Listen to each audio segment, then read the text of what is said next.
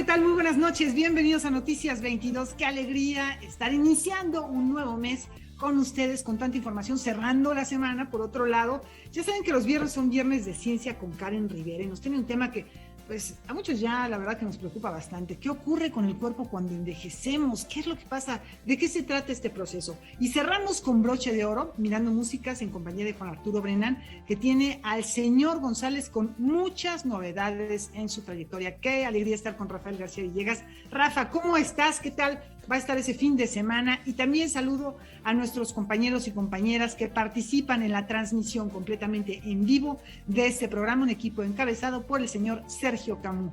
Rafa. Mi querida Laura, muy contento de saludarte y en efecto ya calentando motores para este fin de semana, por supuesto manteniendo todas las medidas de precaución sanitarias, la pandemia continúa, pero la actividad cultural también, entonces hay que hacerlo con mucho cuidado, pero celebrar a lo grande el arte y la cultura que nos ofrece nuestro gran país. Hola, Laura Regis en la traducción de lenguas de señas mexicana, y vamos a arrancar con una celebración. Este domingo se cumplen 100 años de la fundación de la Secretaría de Educación Pública. Canal 22 lo celebra con 2 episodios de una serie de Gabriel Retes que nos hace ver aquellos tiempos cuando políticos, intelectuales y artistas dieron forma al sistema de educación en el México post-revolucionario. El 3 de octubre de 1921, mediante un decreto publicado en el Diario Oficial de la Federación, se creó la Secretaría de Educación Pública, institución que durante la primera mitad del siglo XX contribuyó a cimentar las bases del México moderno, bajo la visión educativa integral de José Vasconcelos.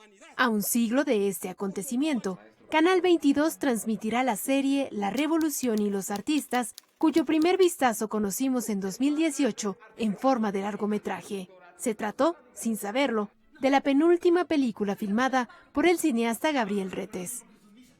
Gabriel Retes siempre tuvo la idea de hacer una serie de televisión.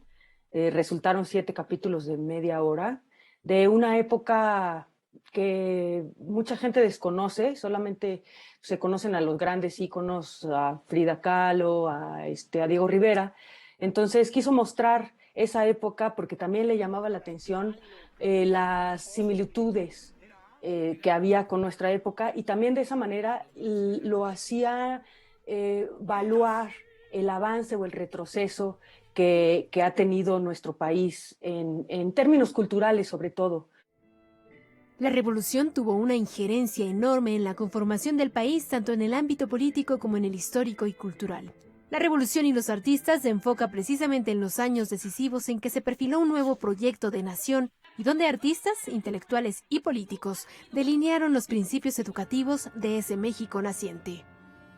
Vale la pena explorar este periodo. Hay muchos artistas que no conocemos.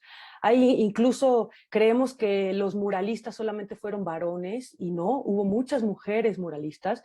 Creo que fue un gran paso en esa época para la vida cultural de nuestro país. También gracias a que los militares estaban abiertos, o los que tenían el poder estaban abiertos también, y sobre todo Obregón tenía una fascinación por los intelectuales y por el conocimiento.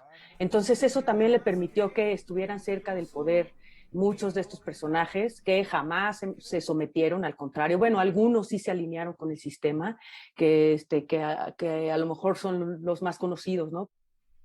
Tal como sucede en el largometraje, la línea narrativa de la serie sigue un principio en el tórrido romance que protagonizaron el Dr. Atl y Nahui Olin, un pretexto de Gabriel Retes para dar cuenta de un momento histórico apasionante.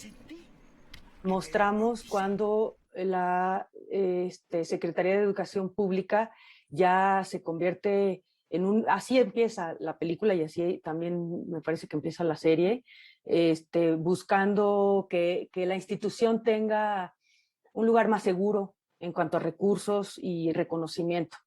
Entonces, ahí quien lleva la línea narrativa es José Vasconcelos, efectivamente, y todos estos artistas a los que convocó para, como bien dices, reconstruir o encontrar o responder a la pregunta: ¿qué es ser mexicano? La Revolución y los Artistas tendrá su estreno este sábado con la transmisión de sus primeros 2 capítulos. Hola, los quiero invitar a que vean la serie de televisión La Revolución y los Artistas. Van a encontrar a grandes personajes históricos que estoy segura que no conocen o que han escuchado de ellos y los pueden investigar. Va a ser en el canal 22 a las 21 horas. Vamos a pasar los primeros 2 capítulos y creo que se van a divertir, van a aprender y la van a pasar muy bien. Con información de César H. Meléndez, Noticias 22, Karen Rivera. Es un apostolado por la educación y por la cultura. Oigan, pues sí, lo que estamos viendo de imágenes, francamente sí se antoja, se ve muy, muy buena esta presentación, la ambientación, realmente es una producción muy buena, no hay que perdérsela. Y fíjense que algo que también llama la atención es que, les habíamos comentado, el 27 de septiembre se inauguró La Grandeza de México, una exposición que tiene 2 sedes, conformada por más de 1,000 piezas que pues son testigos de la riqueza cultural de nuestro país. Vamos a conocer la colección, la parte que se encuentra en el Salón Iberoamericano de la Secretaría de Educación Pública. El Salón Iberoamericano del edificio de la Secretaría de Educación Pública es una de las 2 sedes de la magna exposición dual La Grandeza de México. Uno de los objetivos más importantes era comunicar cuáles son aquellos elementos y valores patrimoniales, ¿no?, que tenemos comunes como mexicanos. Este espacio en particular, la SEP, con todo el proyecto de murales que lleva a cabo Diego Rivera, se convirtió en el espacio ideal para tener otra sección de nuestra exhibición. La colección ofrece una visión regional del país que abarca el sureste y el área maya, el altiplano y el norte de México, y un módulo general para documentar los procesos de un pueblo en lucha. Mostrar elementos de la identidad regional, ¿sí? Por eso sí difiere de lo que tenemos en el Museo Nacional de Antropología, porque aquí lo que se buscó era tener una expresión a nivel documental, tener una expresión a nivel contemporáneo, ¿no?, de grupos que habitan en estas regiones, y la parte prehispánica. Y si tú lo revisas, te vas a dar cuenta que hay una gran continuidad de elementos, ¿no?, de elementos iconográficos, que es una de las características de México como una cultura milenaria. Más del 80% de las 1,145 piezas son de recién repatriación a través de convenios internacionales. Esta es la primera ocasión que estas piezas son exhibidas al público. México y algunos otros países, debido a su gran riqueza cultural, son objetivo, ¿no?, de saqueo, son objetivo de interés, de poseer cosas de estas grandes culturas.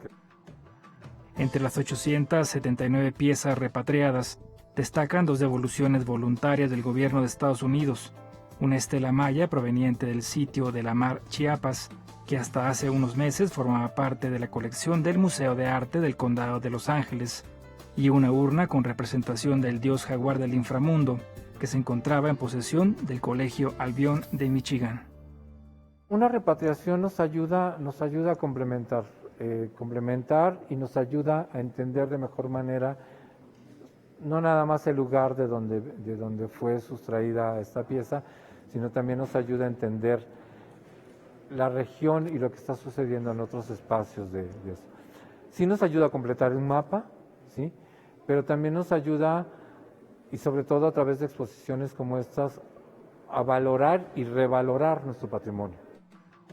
La exposición permanecerá abierta al público en el edificio ubicado en el Centro Histórico de la Ciudad de México hasta el 26 de abril de 2022. Noticias 22, Omar Vera.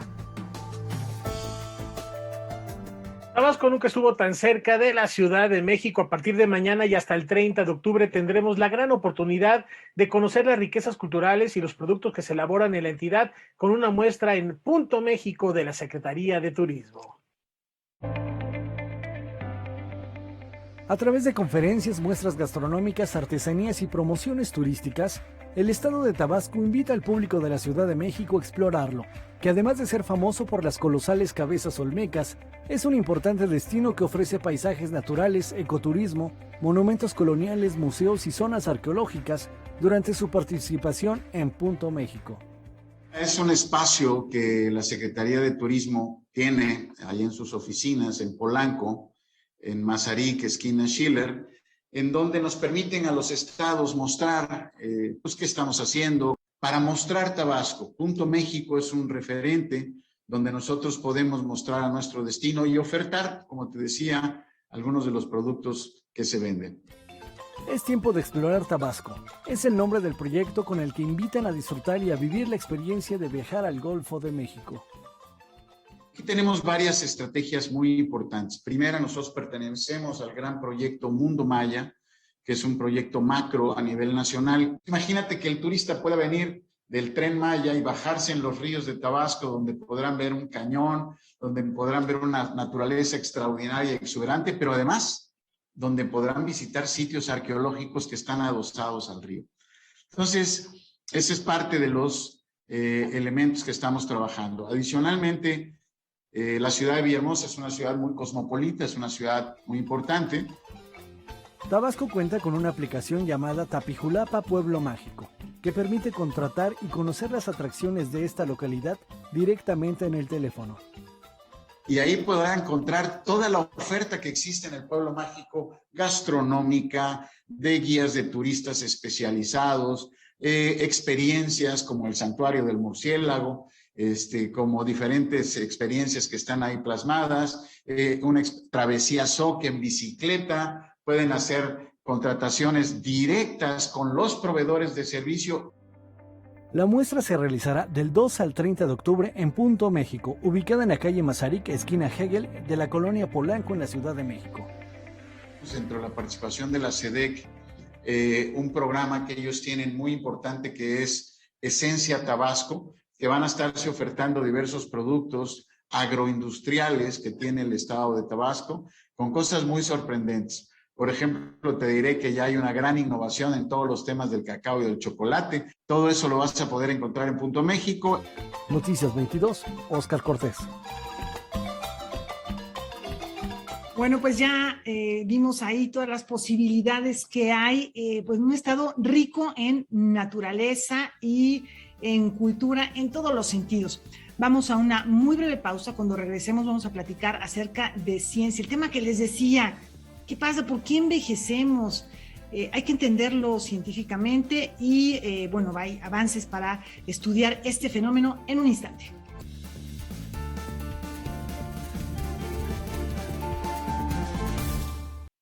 Bueno, ya lo planteaba Laura hace unos instantes, como conforme pasan los años, nuestro cuerpo sufre de un cierto deterioro. No es ningún secreto que a los seres humanos a determinada edad empezamos a perder la destreza motriz e incluso podemos tener algún tipo de afectación en la memoria.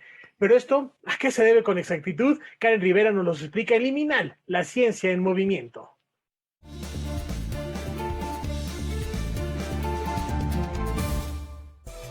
¿Qué tal? Qué gusto saludarlos. ¿Qué ocurre con nuestro cuerpo cuando envejecemos? ¿Por qué nuestra memoria y capacidad de pensamiento crítico se vuelven más ineficientes? ¿Qué le pasa a nuestros músculos? Los organismos, sistemas y personas no envejecemos de la misma manera ni al mismo ritmo. El ambiente que habitamos y el tipo de vida que llevamos son determinantes en el proceso biológico. En la sección de hoy les hablo del deterioro fisiológico, cognitivo y motor que se genera con el paso de los años. Lo primero que tenemos que recordar es que el cuerpo humano se compone de células que a su vez forman tejidos, órganos y sistemas. Empecemos por el cerebro. Con el envejecimiento, el tamaño de este órgano disminuye, debido a que se pierden neuronas y conexiones entre ellas.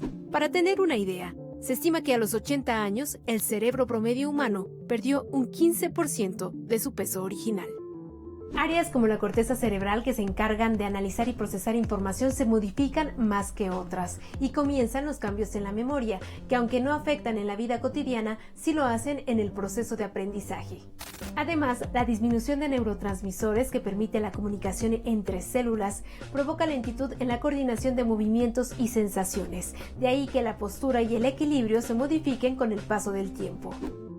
Ahora vamos con el sistema cardiovascular constituido por el corazón, las arterias y las venas. Con la edad, los vasos sanguíneos pierden elasticidad, se tornan más rígidos y se endurecen los músculos del órgano central de la circulación de la sangre, lo que provoca un esfuerzo mayor para el bombeo de este líquido rojo al organismo. A diferencia del cerebro, el corazón tiende a crecer ligeramente, lo que provoca una frecuencia cardíaca menor, es decir, se reduce la cantidad de latidos por minuto. El envejecimiento biológico va más allá de la apariencia elástica física. Los huesos se vuelven quebradizos y débiles, se ve afectado el sistema digestivo y se deterioran sentidos como la vista y la audición. Cuando una persona envejece, se presenta una disminución de la masa muscular y ósea, debido a que se pierden hasta 30 de cada 100 células y la mitad del agua que componen el organismo. Conocer cómo cambia nuestro cuerpo con el paso de los años es importante para practicar un autocuidado ideal. Procuremos mantenernos mentalmente activos a través de juegos de palabras, de la lectura, de clases de arte, socializando y haciendo ejercicio. Evitemos un envejecimiento prematuro. Hasta aquí la información. Hasta la próxima. Bueno, pues ahí está la posibilidad de saber cómo se da el proceso para, en lo posible, evitar que lo sea, como decía Karen, ya de manera prematura. La semana pasada, en el contexto de la Cuarta Bienal de Novela, Mario Vargas Llosa se estrenó una versión escenificada de Al pie del Támesis, un texto dramático del Premio Nobel de Literatura que poco a poco nos deja entrever los diferentes tipos de represión social y emocional a los que estamos acostumbrados aún en nuestros días, o quizá más en nuestros días. Ahora esta obra, dirigida por Antonio Castro, va a poder verse, disfrutarse del 4 al 26 de octubre en el Teatro El Granero Javier Rojas del Centro Cultural del Bosque. Vamos a conocer un poquito más.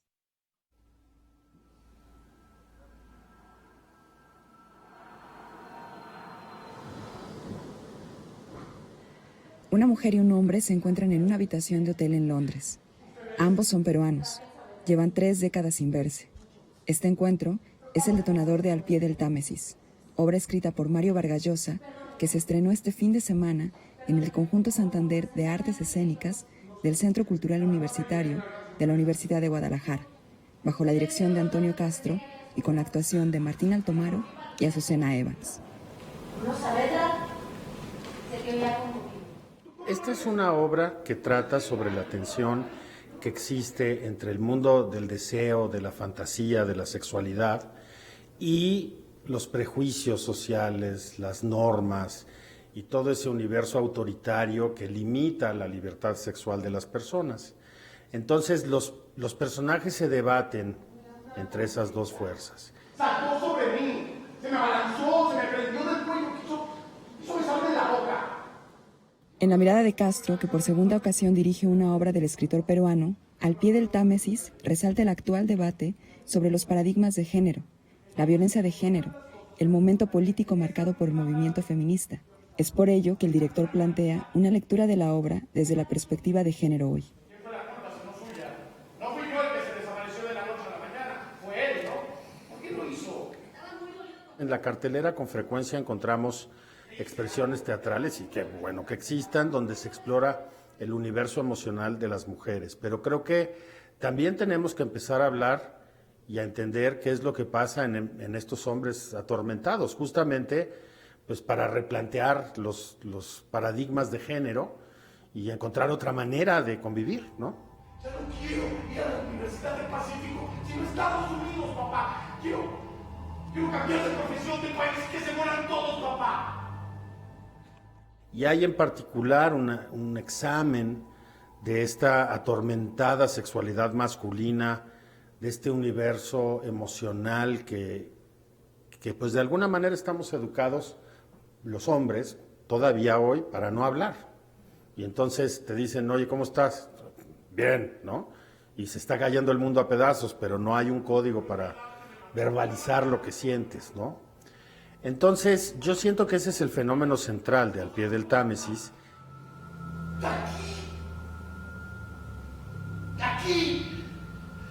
Aquí, la maldita pesa, rompiendo, destrozando. Porque, pues como sabes, la memoria no es un recuento histórico de los hechos, la memoria es lo que queremos recordar de un hecho y quitamos lo que nos duele o lo reinventamos o nos creemos ciertas mentiras para afirmar aspectos de nuestra identidad. Entonces, pues sí es muy interesante cómo cada vez que estos personajes discuten, pues los hechos se van transformando, ¿no? Y nuestra memoria finalmente no es la suma de lo que ocurrió, sino más bien nuestra identidad, quien queremos ser.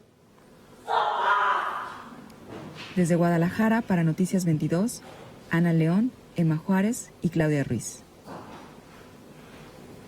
Y continuamos con artes escénicas. Bárbara Colio toma como base a 3 personajes femeninos del Teatro Universal para reinventar sus destinos y hacer una reflexión sobre qué tanto nos transforman aquellos desconocidos con quienes nos cruzamos en un día cualquiera. Este lunes 4 de octubre la obra Julieta tiene la culpa comienza temporada en el Teatro Helénico. ¿De qué podrían hablar si se encontraran en el lobby de un teatro 3 personajes femeninos icónicos del teatro moderno? Blanca, de un tranvía llamado Deseo, de Tennessee Williams; Nina, de La Gaviota, de Anton Chekhov; y Nora, de Casa de Muñecas, de Henrik Ibsen. La obra Julieta tiene la culpa, escrita y dirigida por Bárbara Colio, propone el encuentro de estas 3 mujeres como una posibilidad para reinventar el destino de los personajes. Julieta tiene la culpa es el encuentro entre 3 mujeres que justamente tienen muchas ganas de ir al teatro. Hay un gran estreno espectacular polaco en la Ciudad de México y ellas van a ese estreno al teatro y por diferentes razones no pueden entrar. Entonces se quedan en el lobby, ellas 3 no se conocen, tratando de escuchar un poco por detrás de la puerta de lo que va la obra. Y estas 3 mujeres desconocidas, cuyas historias nos van a ser muy entrañables y muy reconocibles, empiezan a estrechar una relación entre ellas y un tanto bajo la premisa de qué tanto pueden cambiarnos la vida a la bondad de las desconocidas. La puesta en escena, cuyo estreno se tuvo que cancelar por la pandemia, toma mayor relevancia 18 meses después. La obra sucede en el lobby, como estuvimos en el lobby confinados muchísimo tiempo, nosotros también ansiosas de cruzar la puerta. Con la pandemia la obra tuvo una dimensión estratosférica, porque en sí es de esta necesidad humana de cruzar puertas, de cambiar la vida, de tomar decisiones, de tomar otro rumbo. Y justo con lo que hemos vivido nosotros también, creo que también nos quedamos atrapados en el espacio de la incertidumbre, en el espacio de no poder cruzar la puerta y tener que vernos a nosotros mismos y ver qué hacemos, ¿no? con nuestra propia vida. La obra, producida por la compañía Barcodrama, cuenta con un elenco compuesto por las actrices Verónica Merchant, Carmen Mastache y Sofía Silvin. Somos un equipo de creadores que ya hemos hecho varios trabajos juntos, hemos creado un lenguaje y además la obra, lo que nos está ofreciendo aquí no es solamente ir al teatro a ver un montaje y ya, sino que nos está ofreciendo toda una experiencia inmersiva en lo que es el proceso del teatro. De acuerdo con la autora y directora, la obra se trata de abrir y cruzar puertas, por lo que invita al público a conocer el proceso en la creación de la puesta en escena. Entonces, dentro de cuando lleguen al teatro, va a haber varias opciones que pueden tomar los espectadores para conocer un poco más del proceso creativo y la verdad, conocer el teatro mexicano. Julieta tiene la culpa, cumplida temporada del 4 de octubre al 24 de noviembre, en el Teatro Helénico, bajo todas las medidas sanitarias. Para consultar más información sobre horarios, visita el portal del Helénico. Noticias 22, Omar Vera. Oigan, sí vayan a ver esta pieza, ya vieron quiénes son las actrices, quién es la directora, la dramaturga creadora de la obra, pues un cuarteto de mujeres de enorme talento. Aprovechemos que no son muchas funciones y además los espacios están muy limitados porque hay mucho cuidado con el tema sanitario. Bien, pues tenemos un anuncio que hacerles, como cada día, al término de este espacio informativo. No se pierdan Debate 22. Álvaro Cueva va a recibir a Mariana Aymerich para hablar sobre la 49ª edición del Festival Internacional Cervantino. No se lo pierdan, 9 de la noche, terminando Noticias 22. Hay que enterarse de esto. Regresamos enseguida.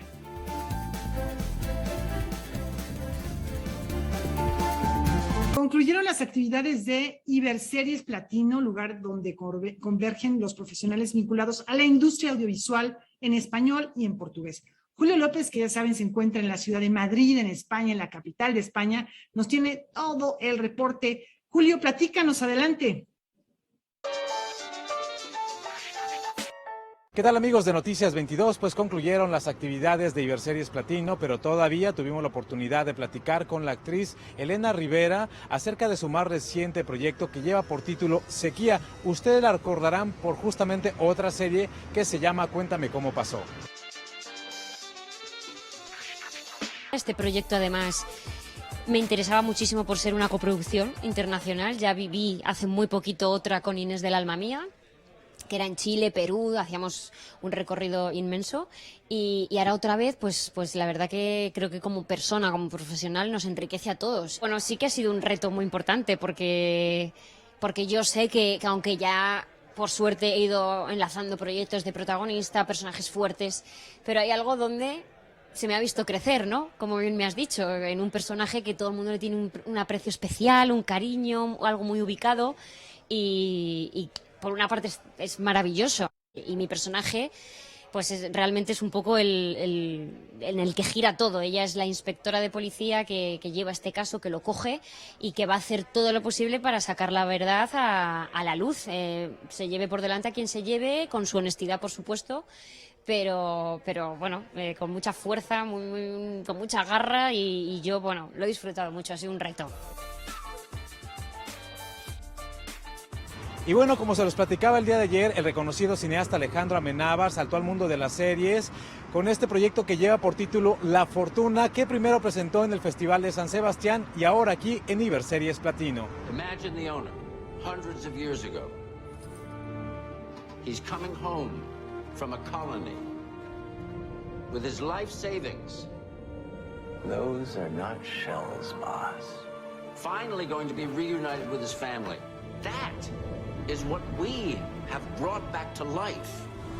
Pero es verdad que había un Ministerio de Cultura, había un tesoro, flotaba el concepto aventura por todos los lados y cuando piensas en una aventura, en un tesoro, efectivamente el matiz interesante es que todo esto viene, los héroes pertenecen o trabajan en el Ministerio de Cultura y al final lo que intentan rescatar es un tesoro que no es ni más ni menos que patrimonio histórico cultural. O sea que eso de unos héroes defendiendo, en vez de espadachines, pues funcionarios que están defendiendo el patrimonio, pues supongo que sí que tiene gracia. Y es verdad que en el momento que haces una obra de ficción como es La Fortuna, que es un producto cultural, hablando de la cultura, pues sí, tiene gracia.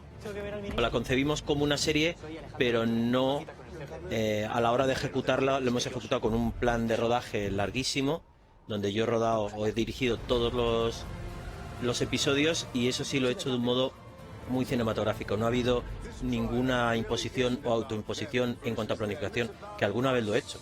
Eso es el mayor tesoro submarino de la historia. Aquí teníamos el reto de la multipantalla, que la gente muchas veces, los chavales ven las ficciones en un móvil y decidí asumir cómo soy, cómo ruedo yo y rodarlo exactamente igual que si hubiera rodado una de mis películas.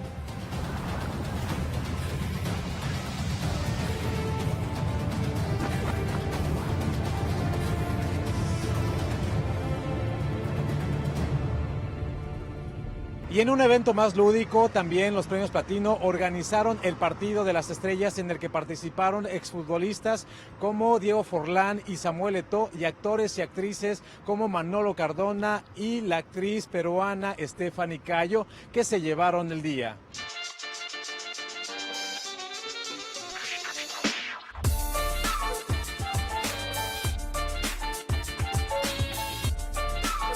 ¿Cómo viste el partido, te convertiste en la figura de este encuentro de estrellas con 3 golazos. Sí, la verdad es que no me lo imaginé jamás cuando me levanté esta mañana que iba a meter hoy 3 goles, que hoy iba a hacer un hat-trick y me iba a llevar el balón a la casa. Muy feliz de este encuentro tan maravilloso, ver y poder tocarla con leyendas del fútbol mundial, gente que he admirado tanto desde chiquito, con compañeros y compañeras de la industria. Y feliz, me voy con este sueño hecho realidad. Bueno, como lo que se espera de un partido de este nivel, con tanta calidad y tantos grandes jugadores. Me ha sorprendido a muchos de los actores que le dan bastante bien a la pelota.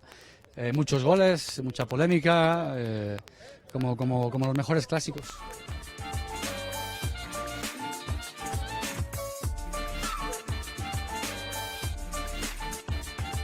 Divertido, muy divertido. Estuvo lindo, después la segunda parte cuando nos mezclamos estuvo mucho mejor. Estefany, te robamos un minuto. Cuéntanos justo tus impresiones de este partido. Creo que te equivocaste de profesión, lo haces extraordinariamente en el campo de fútbol. Muchísimas gracias. Yo siempre he sentido que tengo un talento innato para el fútbol, pero sin embargo me tuve que dedicar a la actuación por temas pues ya que de la vida, ¿no? Amigos de Noticias 22, me despido desde Madrid, España, pero el lunes les tendré todos los detalles del homenaje que va a recibir el actor Diego Luna mañana sábado y de todos los ganadores de los premios Platino en su 5ª edición. Nos vemos la próxima. Muy buenas noches. Gracias, Julio. Un fuerte abrazo hasta Madrid, España. Y cambiando de tema, hace exactamente 2 años entraba al plano de la inmortalidad con letras de oro el maestro Miguel León Portilla, historiador, antropólogo y experto en el pensamiento y la cultura náhuatl, que se entregó al estudio de la cosmovisión y la cosmogonía de las comunidades indígenas de nuestro país. Y esta noche recordamos al gran Tlamatini a partir de esas palabras de Baltasar Brito Guadarrama, director de la Biblioteca Nacional de Antropología e Historia de México, del Instituto Nacional de Antropología. Miguel León Portilla no solo fue historiador y antropólogo, sus intereses lo llevaron por la poesía, el teatro, las lenguas originarias, la investigación y la docencia, pero sobre todo le interesó compartir su conocimiento de una manera amena y fresca. A 2 años de su fallecimiento, el miembro del Colegio Nacional es recordado como un humanista. Creo que Miguel León Portilla fue un hombre universal, en muchos sentidos, ¿no? En muchos sentidos. Le interesó la lingüística, le interesó la historia, pero yo creo que en ese sentido, esa es una característica de personajes como él, que sí estudian su país, que lo conocen, pero que tienen también una idea de lo que pasa en el mundo, porque hay una parte que yo creo que se nos olvida a los que estudiamos. Él nos decía que no estudiábamos humanidades para ser sabios, sino para ser mejores humanos. Ya fuera en su oficina de la UNAM o en su biblioteca personal, Miguel León Portilla siempre se mantenía activo, preparando lo que sería algún nuevo texto o libro, como sus memorias que están por ser publicadas.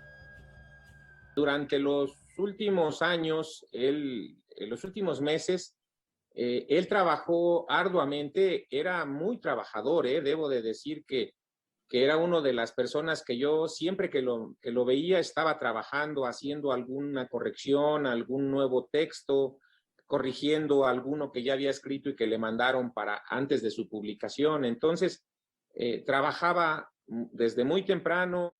Y de los libros que quedaron pendientes, por supuesto, sus memorias, que Chonita ha trabajado mucho en la corrección de algunos detalles que por ahí todavía tenía. Otro libro que dejó listo para ser publicado es el Códice Matritense, que mandó a hacer Fray Bernardino de Sahagún. Son los primeros escritos de Fray Bernardino de Sahagún y del grupo de informantes que él tuvo desde Tepeapulco, aquí en Hidalgo, en el actual Hidalgo, hasta se corrigieron y se enmendaron y se ampliaron en Tlatelolco y en México, Tenochtitlan.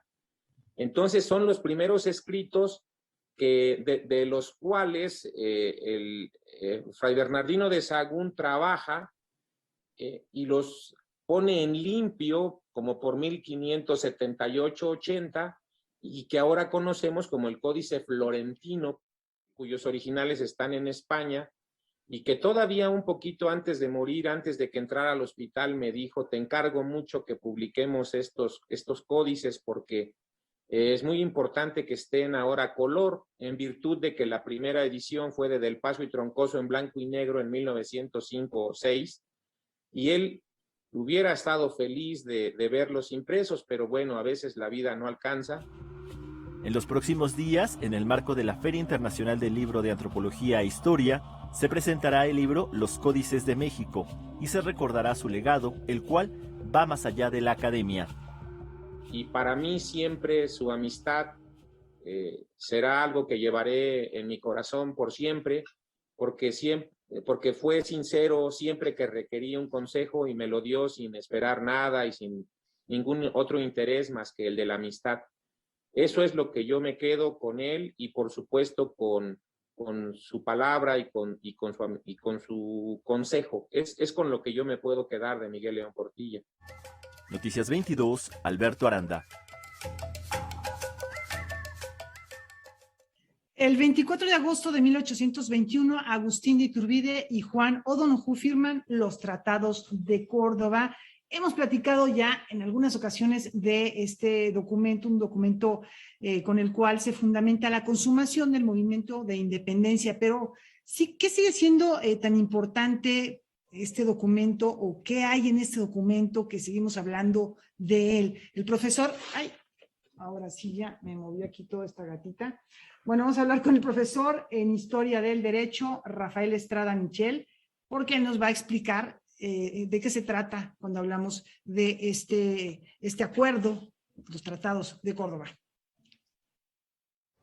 Pues yo creo que hay muy poquitos niños, muy poquitas niñas mexicanas que siquiera saben qué pasó en la villa de Córdoba ese día. Y es muy trascendente porque esos sí son los tratados que dieron lugar, yo no sé si a la patria o a la nación mexicana, esas son finalmente entelechas, de que el Estado mexicano en términos constitucionales y jurídicos comenzó a existir el 24 de agosto del 21, no puede quedar la menor duda. La firma de los Tratados de Córdoba, hecha por Agustín de Iturbide y Juan O'Donoghue, marcan el nacimiento del Imperio Mexicano y de su vida independiente. ¿Qué circunstancias fueron tomadas en cuenta en este documento que a 200 años de su redacción siguen siendo fundamentales para el México contemporáneo? Y te digo dos de estas circunstancias importantísimas. Una de ellas muy importante para Guerrero, que era la inclusión de las castas afroamericanas. Negros, mulatos, pardos estaban excluidos incluso de los censos. No contaban como personas, según la Constitución de Cádiz.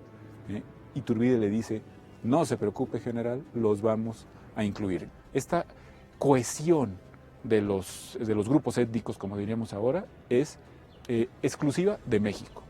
Y no solo por el ideario iturbidiano, sino que viene desde Hidalgo y de Morelos y Rayón, como sabemos. Agustín de Iturbide también conoce la importancia de otro punto fundamental para lograr la separación política de España, la cohesión territorial de la nueva nación. Iturbide tiene claro esto, creo yo, muy claro. Si dejamos que se nos vaya entre las manos el reino, no vamos a mantener la idea de la mexicanidad, diríamos ahorita, ¿no? Ya, a toro pasado. No vamos a mantener unido el viejo reino de la Nueva España y por eso habla de una constitución peculiar y adaptable al reino, o sea, a toda la Nueva España, con la Nueva Galicia, con la Capitanía General de Yucatán y con las dos comandancias internas de Occidente y de Oriente, más el reino de Guatemala.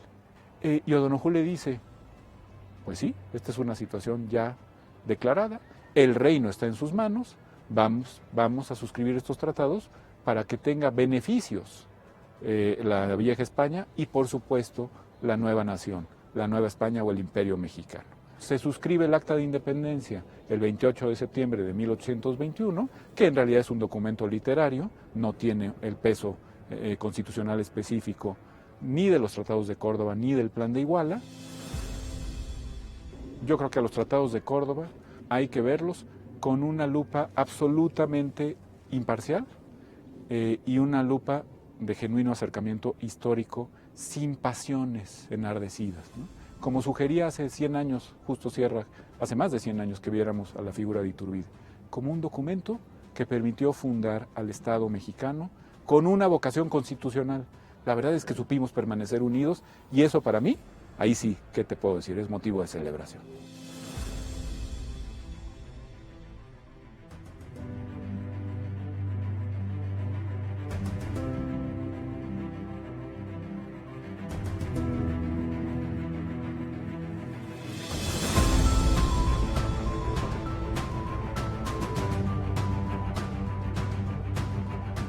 Invitadazo de Juan Arturo Brennan en Mirando Músicas en unos instantes.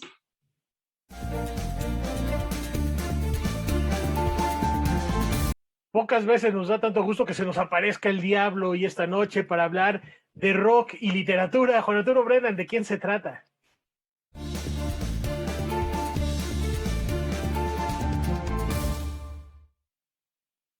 Buenas noches a todos, bienvenidos. Se trata ni más ni menos que de El Señor González. Se los describo en 3 palabras. Arquitecto de carrera, músico de profesión, rockero de vocación, pero hoy viene aquí en calidad de investigador y divulgador. Señor González, bienvenido, ¿cómo estás? Gracias por estar aquí. Pues muy bien, muy agradecido también de la invitación y qué padre que podemos hablar de los libros, ¿no? Sí, los libros, arráncate brevemente. Tienen un título y son varios volúmenes. Sí, es una serie de 3 libros que se llama 60 años de rock mexicano. Voy abarcando diferentes etapas. A mí me gusta verlo como una gran crónica, no es que sea propiamente una enciclopedia, que muchos tienden a verla así, pero no, es más bien como una gran crónica.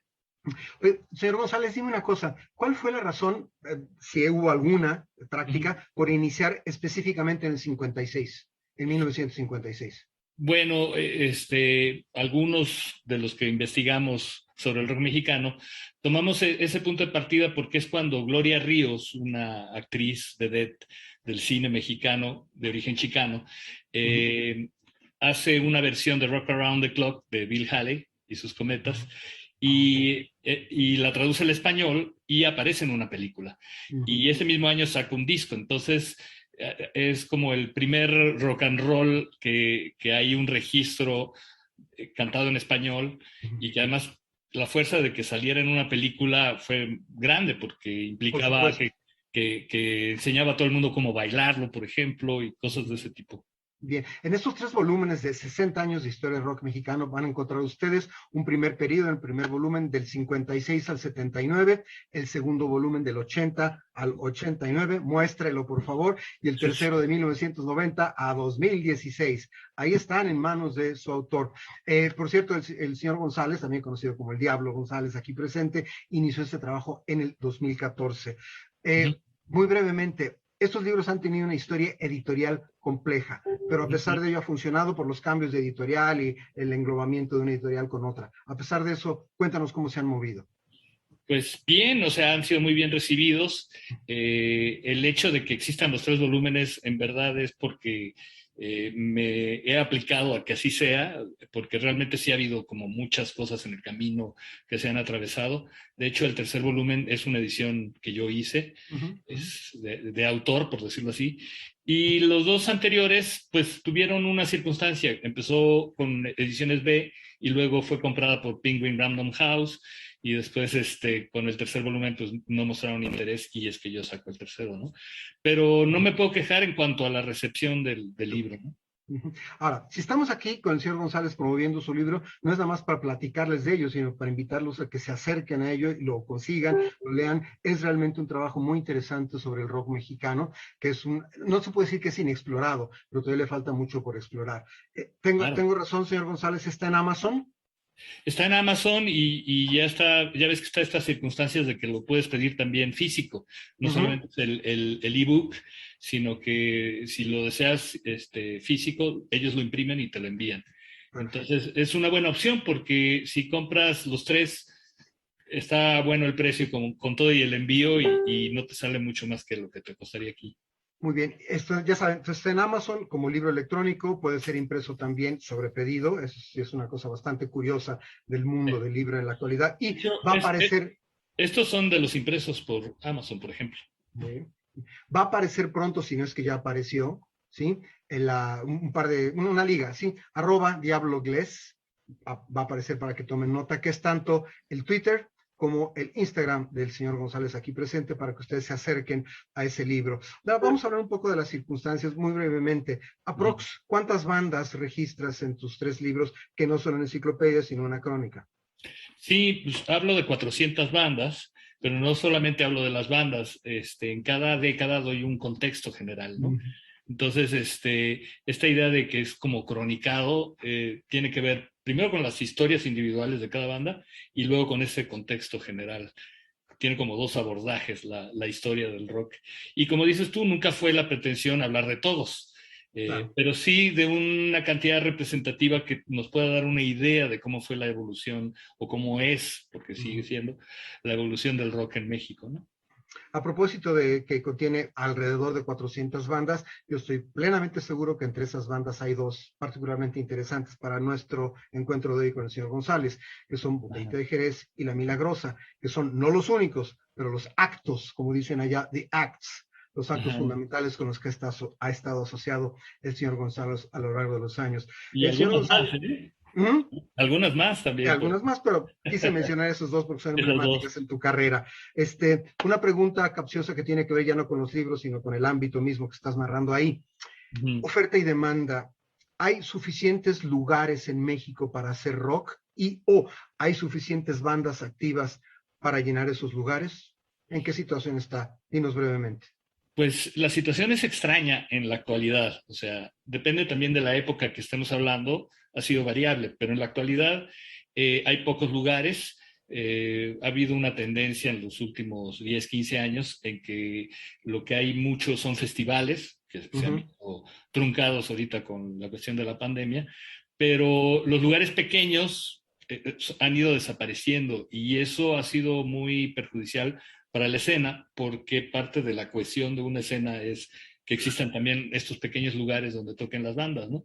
Sí hay bandas, sí se está creando música, hay público para esas bandas, pero la escena es una escena dispersa, ¿no? Disperso, ok. Entonces falta cohesión. Una cosa importante que el señor González ha mencionado, no sé si lo mencionas en los libros, pero sé que lo has mencionado. El rock mexicano, no sé qué pasa con el rock en otras partes, pero ha estado sujeto, ha sufrido durante mucho tiempo de cosas, el malinchismo galopante, censura en buena medida, hay que recordar a Banda, etcétera, etcétera, estigmatización, etcétera. ¿Qué quiere decir esto? Que un trabajo como estos 3 volúmenes de 60 años del rock mexicano del señor González son importantísimos para ir abriendo brecha y rompiendo, al menos en el ámbito teórico, todas estas lacras que han atacado al rock mexicano, y finalmente hacer que no ocurra no nada más en la página de papel, sino también en la realidad. Y antes de darle la palabra otra vez al señor González, recordarles que él recomienda algo muy importante. Sí, adquieran sus libros, léanlos, son bien interesantes, tienen fichas,